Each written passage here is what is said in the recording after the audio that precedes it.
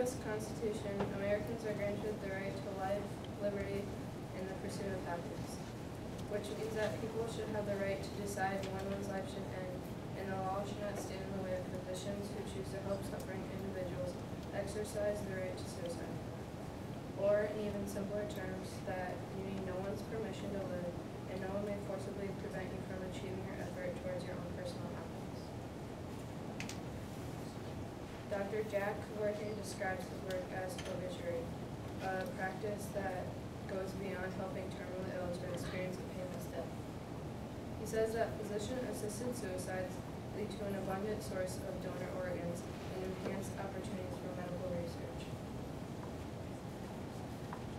The law grants women the right to take the life of their baby, also known as abortion, but the law in almost every state doesn't allow trained professionals to take the life of a dying loved one, which doesn't make sense when assisted suicide is almost the same thing, helping end a loved one's life if they're not mentally and physically able to choose so.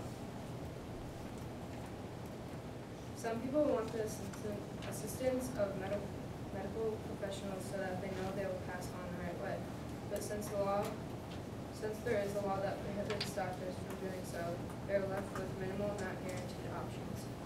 So if assisted suicide was to become legal in all states, then less people would illegally perform suicide without a physician's help.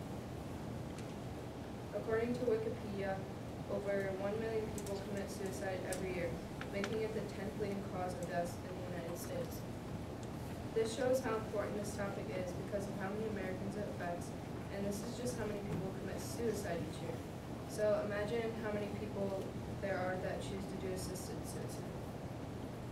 There would be less deaths in the United States if physicians gave patients permission to take their lives, because currently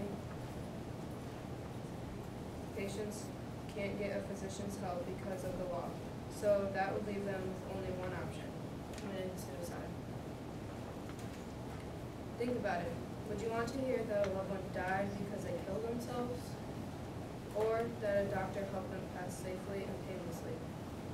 In conclusion, assisted suicide should be legalized in all states because people have the right to do so. It enhances opportunities for medical research.